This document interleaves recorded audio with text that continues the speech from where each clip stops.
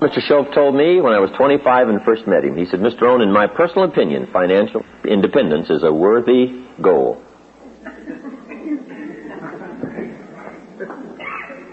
Now, he really said that for a reason, because a lot of people are having problems with financial independence simply because they have some moral issues really confused in their minds about the value of money, or the danger of money, or having too much money, or that the true values of life are not wrapped up in money, so money really doesn't matter that much. And some people have some problems in this area, and I'll admit I had some. When I first started making more money in 1 month than my father made in 1 year, at first I was very disturbed by that. And guess what? For a long time, I wouldn't even tell my parents. I didn't tell them. I said, what are they going to think? I make more money in 1 month than my father makes in 1 year. How can I tell them? And I was really confused about that. I was really bothered by that for quite a while. I think it was several months. No, because here's when it ended. I finally worked up the courage to tell them how I was doing. I can't remember now just how I put it. I was just trying to figure out some way to put it right, to break the news to them so it, wouldn't be, too great a shock. When I told them what I was doing and what was happening and what was going on, they were just incredibly delighted. They were terribly happy, terribly excited. And I discovered that I'd worried and been bothered all those months for nothing. Because I had this in my mind. How am I going to justify it? How am I going to, work this whole thing out? How are they going to feel? And sure enough, I had just conjured all this stuff up in my mind, and it really was not real. But some people really have some problems on financial independence because they feel that the morality of earning lots of money is a very valid question. Every once in a while, someone after my seminar says, I think you talk too much about money, success. And that's not where the good life is. The good life is not just money and success and making a lot of money and doing well financially. And I understand that. I really do. And I have pondered those subjects all these years. And I don't want it to make it seem like just going for money or financial success is where the true values are. They are not. And hopefully in my seminar I've got enough in there to try not to mislead people that I'm just thinking of financial success. But, so Mr. Shoaff said to me, in my opinion, financial independence is a worthwhile objective. He said, here's why. He said, Jim, once you get money out of the way, you can't believe the other dimensions of your life you can work on. Once you solve the money problem, he said, now you'll have the time, more time, to work on certain other projects of your life that will really start to grow and expand. So he said, for that reason, I think financial independence is a worthwhile objective. And I know part of it's a moral question. There is a Bible phrase that says, the love of money is the root of all evil. But I'm sure the phrase is probably more correct in saying the love of money. The love of money. Now, when I did start getting some of those big bonus checks way back in those early days, my first crack at money, right? I wasn't too worried about, whether or not it was going to ruin me. One of my friends, right, his wealthy friend, when he started making a lot of big money, said, Robert, I don't know if I should give you all this big money or not. Said, money's ruined a lot of people. And Robert said, just try me one time. I mean, let's just see. So we're all willing to go through it, I'm sure, that first time. But I know it is a moral question. Sometimes it's something you just have to wrestle with.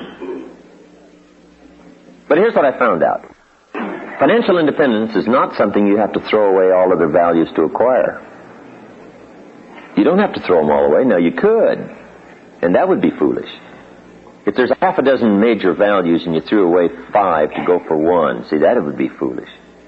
But in my opinion, you really don't have to. But now in the moral question, for those who press me a little bit about talking too much about money and finance and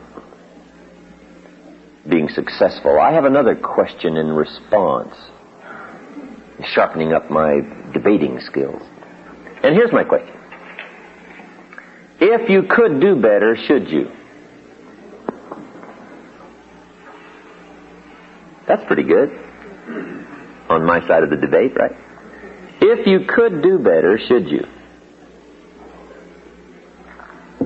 Sometimes people use the moral question as an excuse to be lazy and not to improve. Then on the other side, part of it is just the challenge to see what you can become, regardless of what the amount is. A man said to me one time, well, Mr. Rohn, I'm making about $50,000 a year. Isn't that enough? And I said, yes, it's enough if you're bumping your full potential. But if you're capable of $500,000 a year, you're somewhat of a loser. See, it's not the amount that counts. It's the extent of your reach that counts. That's what we want to do. Employ the full extent of our reach, whatever that amount turns out to be. If it's $5,000 a year, wonderful. If you're really extending yourself economically, doing the best you can, and those numbers turn out to be $5,000, wonderful. If it's $50,000, wonderful. If it's $500,000, wonderful. As long as you're extending yourself, your mental, personal capacity to its limit, whatever those amounts are, those are the amounts. Because Mr. Schultz had this simple philosophy. How far should you go? Answer, as far as you can. How much should you learn? As much as you can. How many books should you read? As many as you can. How much should you earn? As much as you can. How much should you share? As much as you can. What should you accomplish? As much as you can. That's a good philosophy. What could I do in comparison to what I am doing? What could I do to extend my reach? Am I fully employed? Good question. And I think that's the answer to some of the moral question. If you're properly using your 8 hours and you're extending yourself and you're doing your best, whatever that amount is, that's the amount. But financial independence is a worthwhile goal. If you can finally set money aside as being such a major object in trying to accomplish and paying the bills. And Mr. Schultz said to me, Mr. Rohn, I think the only way to get money out of the way is to have plenty. So, I went for that. Here's what also I found out. The time you've already set aside for labor is enough time to become wealthy. If you're working 8-10 hours a day, that's about it. You can't put in more than about 8 or 10. But see, if you better utilize that 8 or 10, and you double, triple, quadrupled your income, see, that would be okay. Just better utilization of the time you're already spending laboring, just a better use of it. Now, see, if you start throwing your health away by going for the money and working 20 hours a day, and slighting all your friends, and walking away from your family, see, now you've lost all the other values to go for one, and that would be, in my opinion, shortchanging yourself. But financial independence, let me give you just a few clues on financial independence, because part of it depends on the plan you have. It isn't necessarily how hard you work, or whatever else you sacrifice to go for it. You really don't have to do that. Most of us live long enough, and especially in this country of unique prosperity, we have chances enough to fairly quickly, before too long, solve the money problems of our life. One of the major reasons why most people don't is because they're operating on the wrong plan. And here's the key. It's not so much what you earn as what you do with what you earn. It's not so much what you earn as what you do with what you earn. I think according to the latest figures, the average person in this country now, in a working lifetime, makes $500,000. Average. In a working lifetime. The question is, at the end of the working lifetime, where is it? Now, see, some people have got it, and some people haven't got it. Right? They both earned it, but they both didn't keep it. And part of it is just simply operating on the wrong plan. For financial independence, here's a good book to get, to start giving you some ideas. It's called The Richest Man in Babylon. The Richest Man in Babylon by Clayson, George Clayson. It's a good book book to start with on financial independence. Neat little story. Give you some great ideas.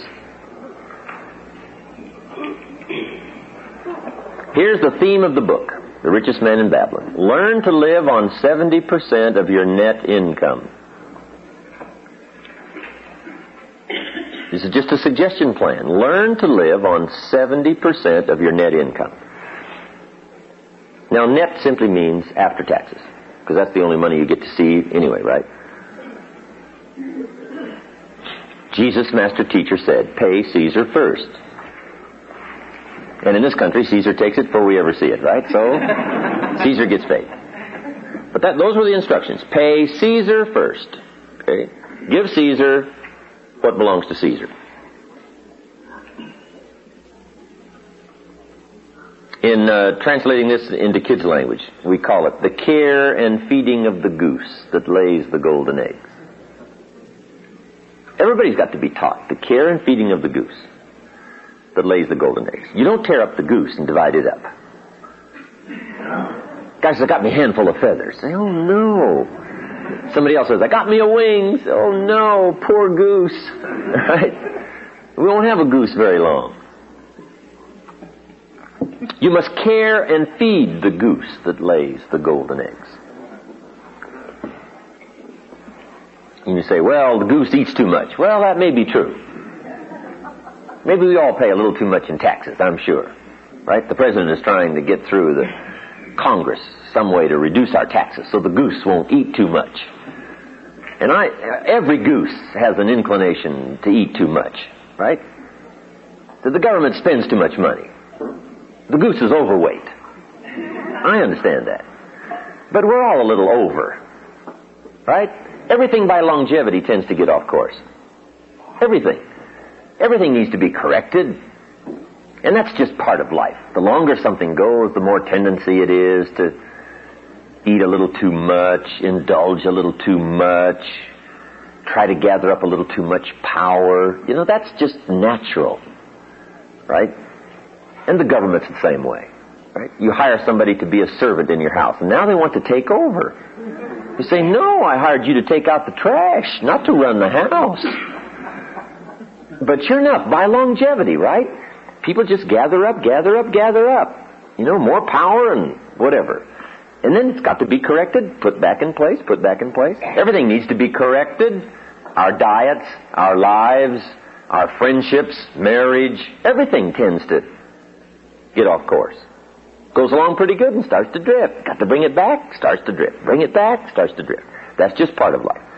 So the goose does overeat. I understand that. And perhaps, you know, we do pay too many taxes. And the government does, you know, spend some of our money a bit recklessly. I understand that. But see, Jesus did say you've got to take care of Caesar. Because part of Caesar's responsibility is to be the goose that lays the golden eggs. We do have to have a society. We do have to have a government, or you have no market. Okay. And among the governments of the world, we do have to protect ourselves. Because somebody's got to pay for the radar.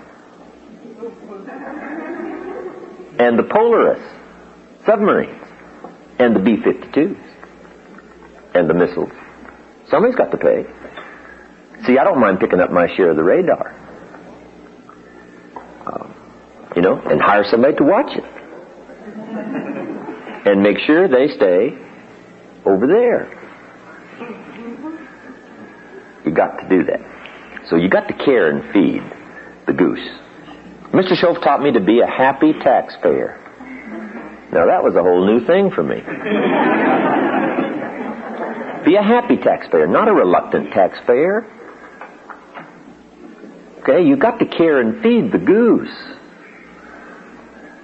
And in this country, of course, you know, for a portion of our incomes, maybe it's a little too much, but pay it happily anyway. You know, maybe they'll straighten it out and it'll come down a little bit.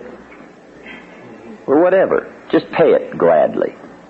To know that we've got to have the Army and the Navy and the Air Force and the submarines and the battleships. We've got to have a show of strength. We've got to be a leader among the free world. We really do. And all that's got to be paid for. So I don't mind picking up my share. And everybody ought to pay their share. In my personal opinion, the poorest of the poor ought to pay federal income taxes. if it's only $1 a year, so they have the sense of contributing to the care and feeding of the goose instead of just taking. They also contribute at least $1 a year, the poorest of the poor, so that they have a sense of helping to pay for the safety and the security of the country. Because see, with our present Navy and Army and Air Force and the governmental structure and what safety we do have around the world, keeps us here secure in our homes, right, where we can work and enjoy each other's, commerce possibilities, trade goods and services, and make money, enjoy ourselves, and have parties. Now, if somebody's willing to do all that out there while we're here having fun, making money, and having parties, I don't mind picking up my share of the tab. Okay. So, Caesar's first. Pay Caesar first. Then, what you got left after Caesar needs to be divided up. And the book, The Richest Man in Babylon, gives you some suggestions on how to divide up your money and where to put it, so that you'll have a good plan. Everybody needs a financial plan. Because here's how you surely wind up broke. Spend all you make. So you just wind up broke. Now, in those early days way back there, I spent more than I made. That's why I'm making it down to budget. Finance. To finance the deficit in my spending. Okay. Some suggestions on what to do with the money you've got left now after taxes. One is, learn to be enterprising. Profits are better than wages. Everybody should turn part of their income, even if it's from wages, into capital and become a capitalist. The healthier the country becomes is going to be a result of more and more people becoming capitalists. Not just letting big business be the capitalist. Now, communism teaches that all capital should be in the hands of the state. And we should take it out of the hands of the individuals because they're too dumb and stupid to know what to do with it. All we want them to do is just show up and do their work and go home and behave themselves and stay out of trouble. And we will take care of the capital, the government. Now, see, in this country, we don't believe that. Communism teaches everybody should blend into the mass to the glory of the state. And we all say, heck with that. The state is the servant. And all glory to the individual. That's what we believe in capitalism. Take the capital and divide it up among all the people. And let the people start a business and start this thing going with commerce and interchange of goods and services. And you will create a dynamic society unprecedented in the history of the world. And we've proven that that's true. But see, communism says, give the state all the capital. And we don't believe that. We believe that everybody ought to be capitalists. Use it in their own way. They'll think of things the state can't think of.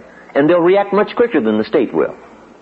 Right? The state's always 2, 3, 4 years late. Government's always late. And they always spend too much money. Right? Capital ought to be in the hands of the individuals. Now, if you don't use capital and become a capitalist, and you don't, and you don't, and you don't, and everybody doesn't, pretty soon, guess what? Now the capital will all start going toward the state because the society has to survive. Okay, now these are just some of my personal opinions, but I'm entitled to those, right? I don't even claim they're right. I just claim they're my opinions. That way I'm off the hook. But anyway, be a capitalist. Make sure you've turned part of your income into capital. And so you can teach kids how to be enterprising and capitalists from the time they're little. Just little kids. You teach them how to have 2 bicycles. One to ride and one to rent.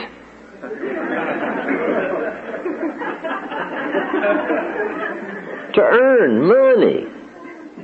Okay. And teach kids how to earn money. Not just get a job. Teach them how to be enterprising. Teach them how to sell. One of the best ways to learn about life is just get out and sell something. And little kids can sell. Teach them how to buy a bottle of soap for $2 and sell it for $3. Right down the street. Your market's next door.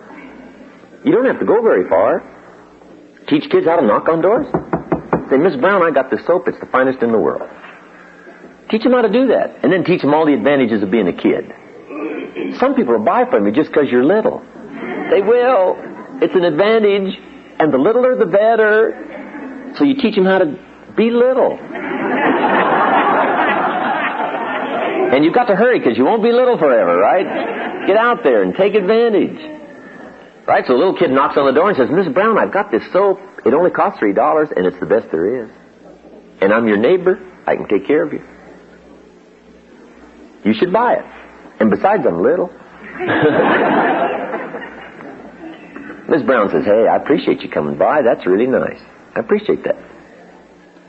But look, I've already got plenty of soap. Little kid says, well, let me come in and check. Right? See, kids don't mind doing that, right? I mean, they know how to overcome objections. You don't need to give them classes. They're incredible.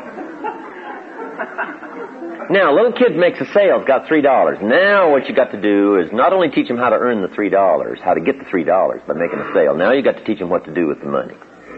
Now, it's very simple what to do with $2, right? Set it aside so you can buy another bottle of soap. Kid says, well, that makes sense, otherwise you'd be out of business. That's right. And I know some adults are a little short on that information. So you got to set aside $2. Kid says, well, okay, then I got $1 to spend. Say, no, if you spend that, you'll wind up like most people age 65 broke. And then take them to that part of town where people are 65 and broke. And show them. Let them walk around the neighborhood, drive around. And the kid says, well, I don't want to live like this. Say, fine, now here's what you do with your money.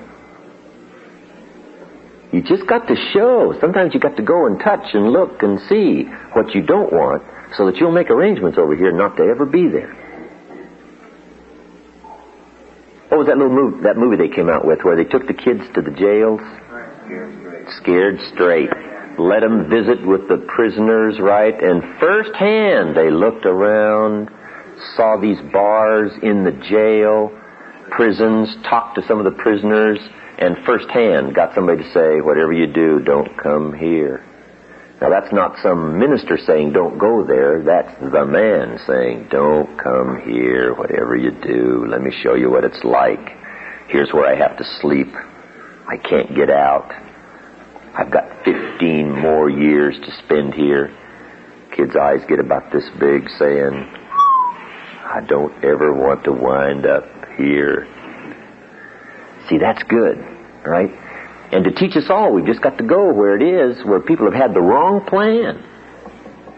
And that's sad, right? To look back and say, I picked up the wrong plan at age 20. Look where I am. Who talked me into this plan? I bought the wrong plan. So then the kid says, okay, what'll I do with my $1? Say, here's what you do with your $1. 10 cents is for the increase of capital. And everybody ought to have the same plan. 10 cents out of every $1 should be for the increase of capital. Now, see, the kid understands this right away. He says, well, that's true. If you saved up your dimes and could buy 2 bottles of soap instead of 1, you save yourself a trip. That's right. Now, not only do you save yourself a trip, some people will sell you 2 bottles cheaper than 1. You buy 1 bottle for $2. They sell you 2 bottles for $3.80. Kid says, how clever. Then when you sell it, you make more money. That's right. That's why you've got to accumulate your capital, because everybody benefits from it. They get to sell 2 bottles instead of 1 at a time, so it's better for them, and it's better for you, and it's better for everybody. Now you're starting to teach commerce, capitalism, how to earn money, how to be responsible, and mainly what to do with it. Here's another 10 cents. Another 10 cents is to give. Charity. I really should have put that first. Right after Caesar, Jesus said, pay Caesar first, then pay God. Charity. Some churches teach 10%. That's good. Like, give it to the church and let the church distribute it however. Or distribute it yourself, whatever. But make sure you put back part of what you take out. Charity. Some people are less fortunate. Some people, live tragic lives and they need our help. So 10% set aside to help those that are unfortunate, cannot help themselves. 10 cents for giving. And a good time to learn 10 cents for giving is when you're little. Because see, it's pretty easy to flip a dime out of a $1. What's a little more difficult is to give 100,000 out of 1,000,000. Somebody says, oh, if I had $1 million, I'd give 100,000. I'm not that sure. That's a lot of money. We better learn it now, just in case, you get the big stuff and won't turn loose of it. So develop the habit now of the 10 cents, right? Kids should learn the first dollar you get, you should learn how to divide it up. Because if you let a kid, when he gets his first dollar, spend it all, you've already started them on the wrong habit pattern. Now, what if they do that the rest of their life? They will be in serious trouble. So you got to teach them what to do with the first dollar. The first dollar. Or as quickly as possible, correct what might be wrong. So 10 cents for charity, 10 cents for the increase of capital, and 10 more cents is for investing. Now at first, use that 10 cents, thinking, the richest man in Babylon says, use 10 cents to pay off all your bills, which is good. Now you can start using it for investing, but pay off all your bills first. All the little accumulation of credit cards and all that stuff. There's a Bible phrase that says, the borrower is servant to the lender. And as quickly as possible, you don't want to be a servant anymore. What you want to be is a lender, not a borrower. Get on the other side of the table as soon as you can. The borrower is servant to the lender. Now, once you've got all those little bills paid off, just cleaned up all the little bills, Arnold's linoleum, everything, all that stuff, just clean all that up.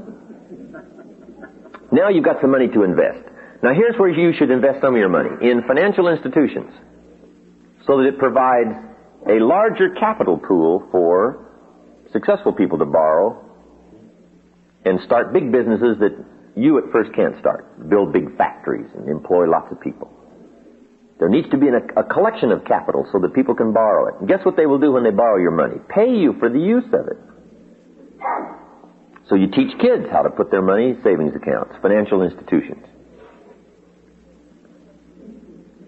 In Australia not long ago, a man said to me, I'm recommending everybody put their money in gold, take it out of all the banks. I said, then you'll bankrupt the country. You can't do something and teach it to everybody else that's going to bankrupt the country. You can't be totally self-protective.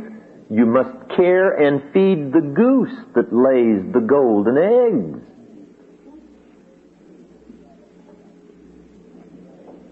If you're going to drive on this society's streets, and if you're going to walk on society's sidewalks, and indulge in society's commerce and goods and services in the community, you've got to do your share to care and feed the goose.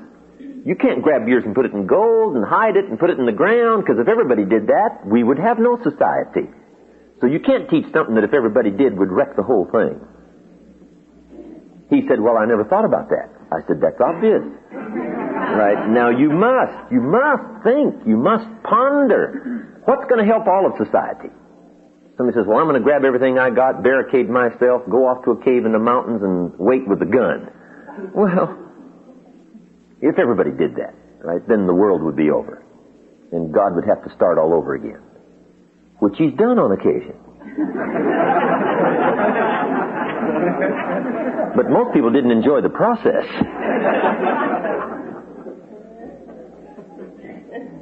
So what's going to help everybody? What's going to help commerce? What can I do on my part on taxes and my part on savings and my part on helping financial institutions that will build businesses and employ more people and keep the health of the country going and alive? Right? You just have to think, not just about yourself. Right? Self-thinking is for the development of skill. Now we need to think also outward about what can I do? My part, my 10 cents, my percentage. And you can teach this to kids.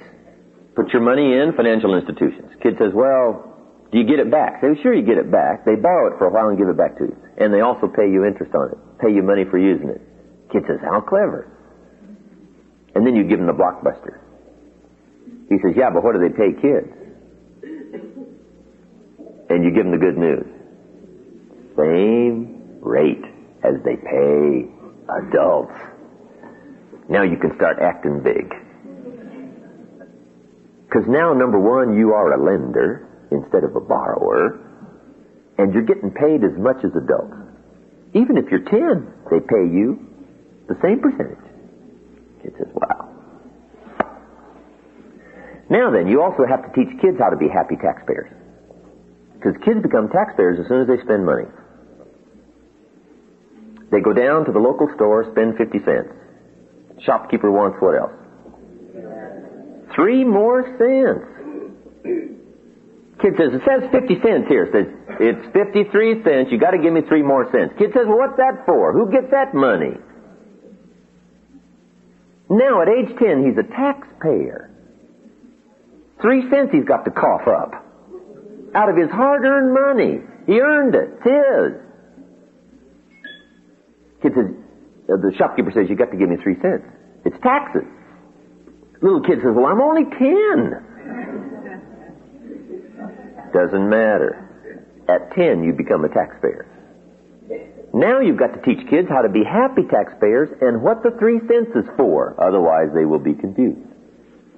So you teach them what the 3 cents is for. See, see the sidewalks and the streets? Everybody can't make their portion of the street. You don't have the equipment. So what we do is we all gather up this money from all of us, and we pay somebody to build these streets and these sidewalks. So you have something to ride your bicycle on, and you can go places. Kid says, well, that makes sense. Then here's my 3 cents. I'll make my contribution. It's part of the care and feeding of the goose that lays the golden eggs. And then you also teach kids. See the police car going there? You own that. It's yours. And the guy in it's one of your servants. Servants. Called public what? Servant. So at age 10, you got some servants. Servants. Taking care. Keeping the bullies away. When you get in trouble, give a call. See, once kids understand, once people understand where the money goes, what's it for, make the happy contribution, divide up your money gladly instead of reluctantly, okay, then you can just change a lot of this inner turmoil. And you get more excited about participating and doing your part and learning skills and growing, so that you become an incredibly unique part of society rather than a reluctant part and a foot-dragging part and an unhappy part and a miserable part, and you do it with animosity instead of joy. So you can imagine what the complex of society and how it would change if everybody had those feelings. But if enough of us do, see, we'll be able to affect all the others, at least in some measure. What you do with your money. So now we've got 30% set aside. Learn to live on 70. Okay? Caesar first, then God, 10 cents for increase of capital, 10 cents to invest. Live on 70. Now, once you get doing extremely well, you can even start living on less and less and less, because the amount is more and more and more. Now, a few more tips on financial independence, and we'll take our first break. Here they are. Number 1, if you haven't done it in a long time, put together a financial statement on yourself. A financial statement simply is a piece of paper divided in half, and on one side is all the list of your assets, the value of your assets. On the other side of the paper is all that you owe, called liabilities. Then you subtract one from the other, and that now is called your net worth. Mr. Shope asked me, have you put together a financial statement recently? I said, I never have put together one. He says, well, now's the time to do it. And I wasn't too happy about putting together that first one. I said, well, it's not going to look that good. He said, it doesn't matter how it looks. You got to have one. To get where you want to go, first of all, you got to know where you are. Say, where am I, without kidding anybody? Okay, now this first financial statement, you don't have to publish it in a public record. It's for your own private eyes to see, but you got to see where you are. Take a look. Now, when I put my first one together, I had no problem on the liability side. I mean, that was long list. Budget, finance, they were all on there. Money I'd borrowed from my parents. I mean, it was all on there, right? On the asset side, though, I really started scraping the bottom of the barrel. I put the value of my shoes on there. I put shoes. There was $10 at least, right? I mean, I'm scraping. So I won't look so bad, right? But anyway, so if you're putting together your first one, right, whatever you got to do, make it look as good as you can. But also, make sure it's accurate and make sure you take a good look at where you are. Now then, play this financial independence program like a game. Be delighted in reducing your liabilities and increasing your assets. Once I got the hang of this, I started putting together a financial statement about every 30 days, sometimes even less. If I knew the picture had changed quite a bit, I'd draw me up a new financial statement so I could put away the old one. Here's my new one. You just play it like a game. And then learn to be excited about reducing your liabilities. Shoaff taught me how to pay my bills with enthusiasm. Now, see, that was a whole new thing for me. He said, the next time you pay $100 on an account, put a little note in there and say, with great excitement I send you this $100. He says, you won't believe what it'll do on the other end, right? When they get that note.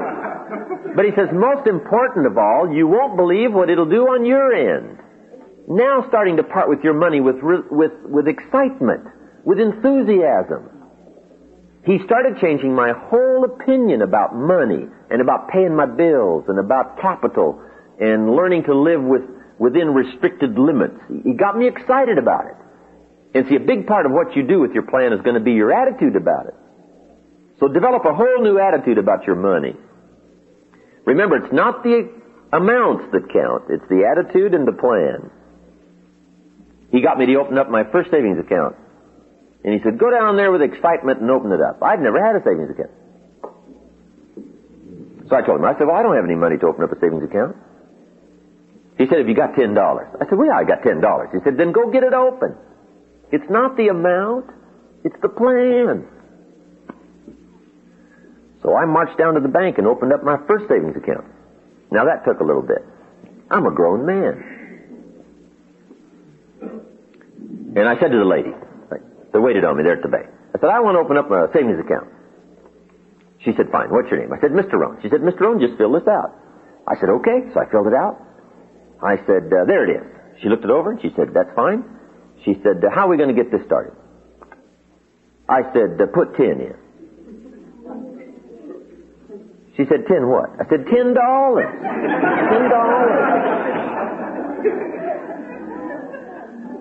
Now, Shoaff said, be enthusiastic. Now, see, I had trouble there. I'm 25, I'm married, my family's starting, I'm working, and I've been to college. And I'm opening up my first savings account with only $10. Now, that was tough. But Shoaff said, swallow hard and just go do it. Do it with excitement because it'll change. It's the plan that counts and not the amount. Wow. So I put the $10 in. I said, hey, this doesn't look like much, but I said, I'll tell you what, before long I will have the largest savings account in this bank. She said, well, if you say so. Guess what? Within less than 2 years, I had the largest savings account in that bank. In less than 2 years. Shoaff was right. It wasn't the amount. It was the attitude. It was my new plan.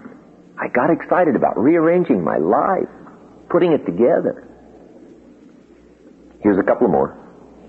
Keep strict accounts. Have you ever heard the old expression, I don't know where it all goes?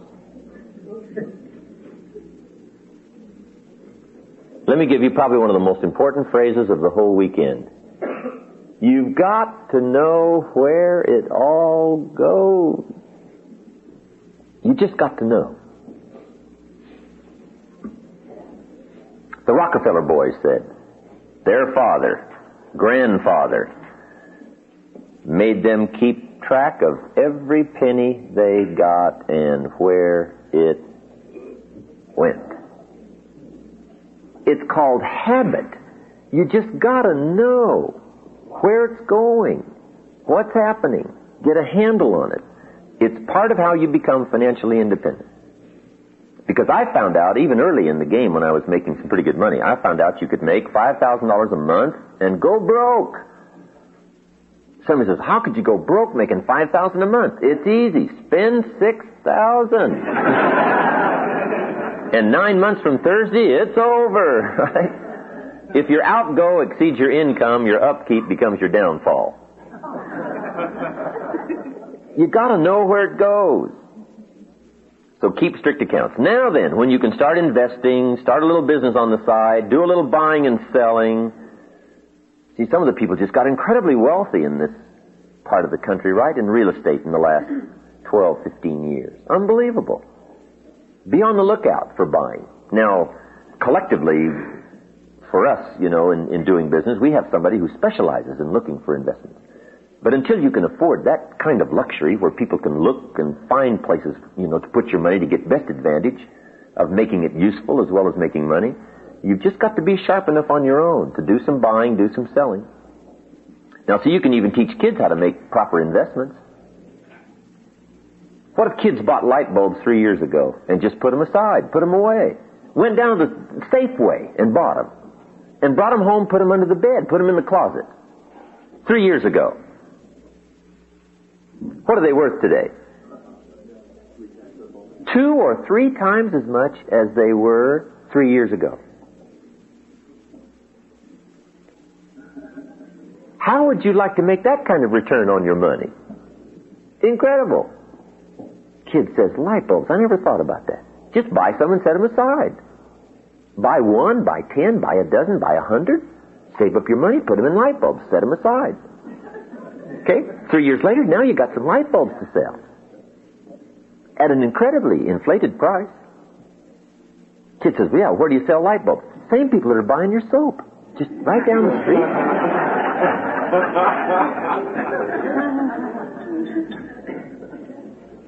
Financial independence.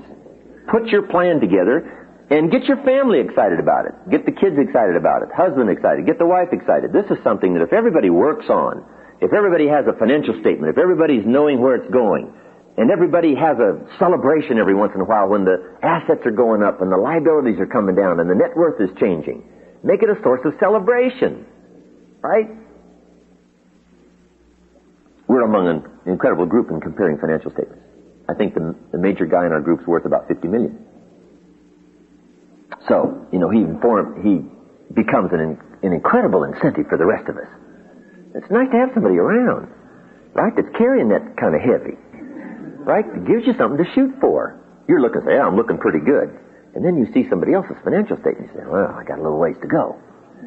But anyway, play it like a game, get excited about it, develop the skills and how to earn money, thinking of enterprises, investments, developing more skills so you can earn more money, but then have an incredibly excellent plan on what to do with your money. And sure enough, very quickly, the first year, the second year, the third year, you can't believe the changes that'll start to be made. And the major change, of course, is in your own self-confidence, and that's where riches come from, self-confidence. It's not the growing bank account. It's your growing awareness that you're in charge. You got a plan. You're on track. It's changing because you changed it. It's different because you made it different. It's growing because you made certain commitments to yourself. And those kind of feelings are where the treasure is. Because the true treasure is in personal development. Happiness is not contained in what you get. Happiness is contained in what you become. But sure enough, what you become is related to what you get. So you can take a look at what you've gotten and have great satisfaction that you're the one that designed it. You're the one that defined it. You just didn't let it drift and get into trouble. You made the changes. You made the hard decisions. So for your own financial independence, get the book, get some other books, do some reading, make it a game, play it, have a plan, change your attitude, become a happy taxpayer, pay your bills with enthusiasm. Put all this together, and I'll tell you what, it'll start to change you won't believe. Okay, financial independence.